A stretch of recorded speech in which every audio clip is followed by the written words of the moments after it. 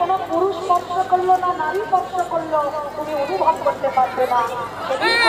তোমার তুমি বলিদান পালন বিষয়ের শক্তি মানে কোনো আসক্তি নেই কোনো বিষয়ে পদ্ধতি যেন আমরা সবাই তখন কৃষ্ণ